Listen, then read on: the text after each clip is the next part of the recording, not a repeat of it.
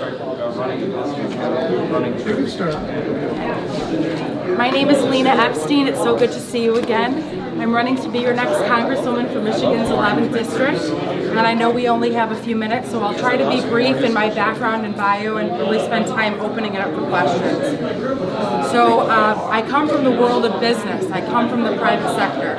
I've had the opportunity at the age of 22, when I came back from college, I was asked to take over my family business, and some of you have heard this before.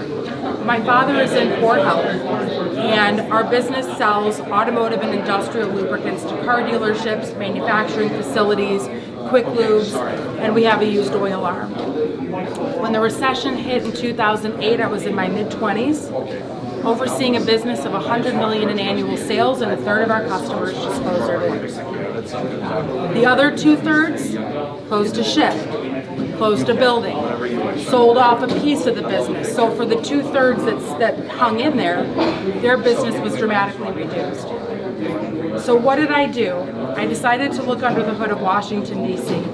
I wanted to understand who the federal legislators were, but most importantly, I wanted to understand what equipped them to be legislating on issues pertaining to taxation, regulation, healthcare, and I learned, and this is probably not going to surprise any of you, but I learned in 2008 that 95% of all federal legislators have never created a job on both sides of the aisle. And that number has haunted me and haunted me and haunted me and elevated my level of involvement in the conservative movement. So fast forward, we survived the recession.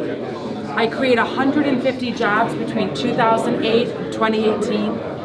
Our business goes from $100 million in annual sales just to under $190 million in annual sales. I take our business from 1 state to 5, and today we're one of the largest women-owned businesses in Michigan. I know a thing or two about job creation. Yes, I am a constitutional conservative. I read my Constitution every single day. I am unapologetically pro-life and have several pro-life endorsements.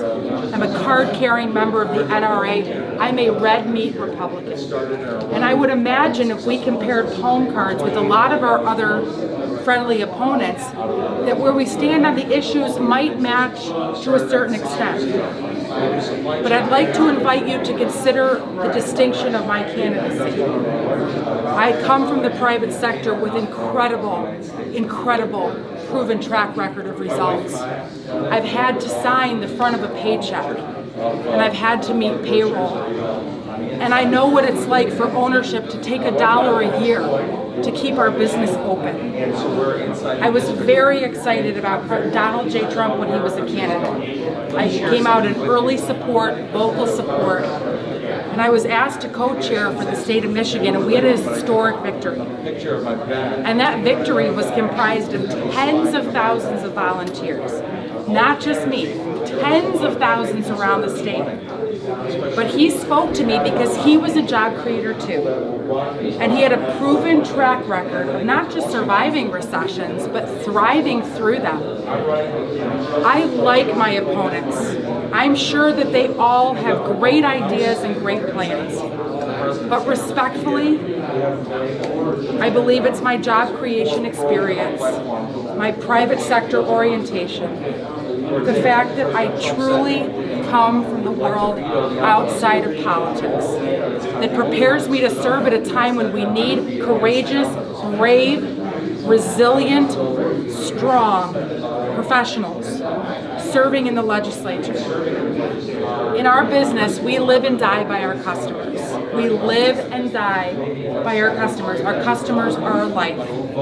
And I want to share with you that I will work very hard to earn your vote by August 7th. I do believe that we will prevail and that I will be your future Congresswoman. It's not going to be handed to me.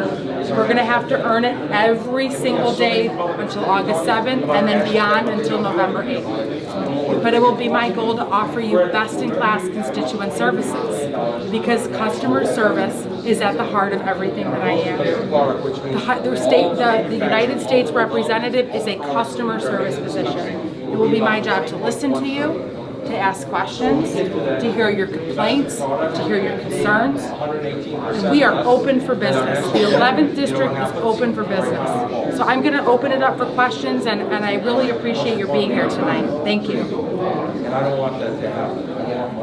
Yes, hi, Art. Not being a current legislator. Yes. What kind of experience do you have facing off in a conflict situation? Absolutely. With the other side. Absolutely. So I face that on a daily basis serving as President Trump's co-chair.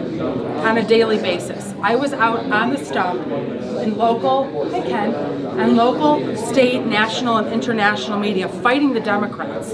Fighting the Democrats tooth and nail. And it was actually the Obamas and the Clintons and career politicians like them that further fueled me. I am the strongest general election candidate.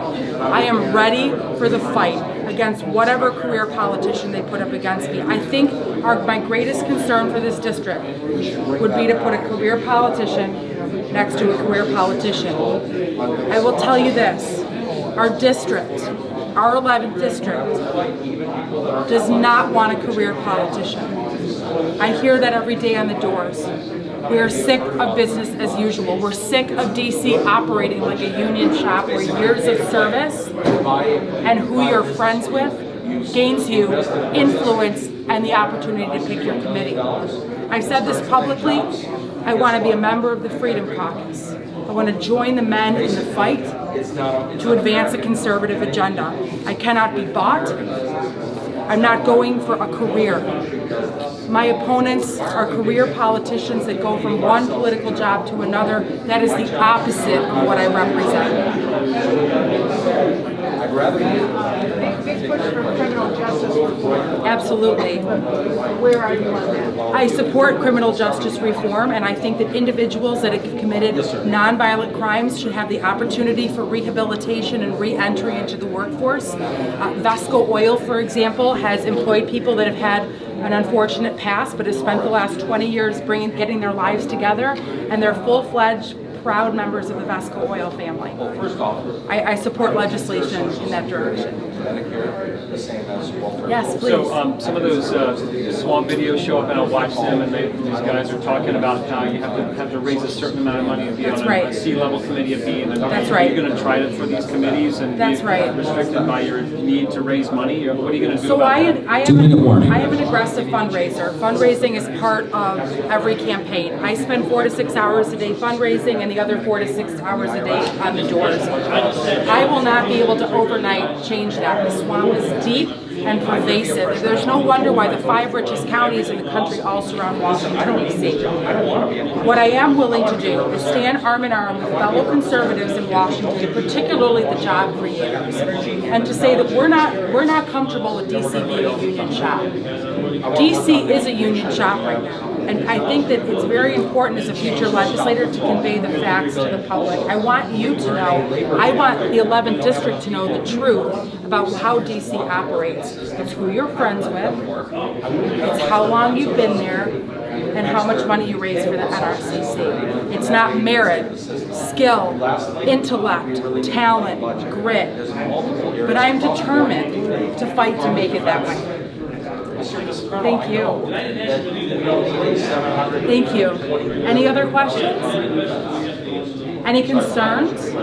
You said besides job creation, what would be your second passion, personal passion for what you want to target? Deregulation. The current environment that we're in makes it very difficult to invest in talent, to hire, to fire, to buy new infrastructure, to train. One of the reasons I love Donald Trump so much is the fact that he supported deregulatory environment. For every new piece of regulation, he mandated that 2 pieces be repealed. I'm going to support that legislation, and I'm telling you, there is going to be efforts to repeal that. He's going to need people that want to support a deregulatory environment. Thank you. Thank you for your time tonight. Thanks. I look forward to serving you. And it was nice meeting you. I have a little Emma at home.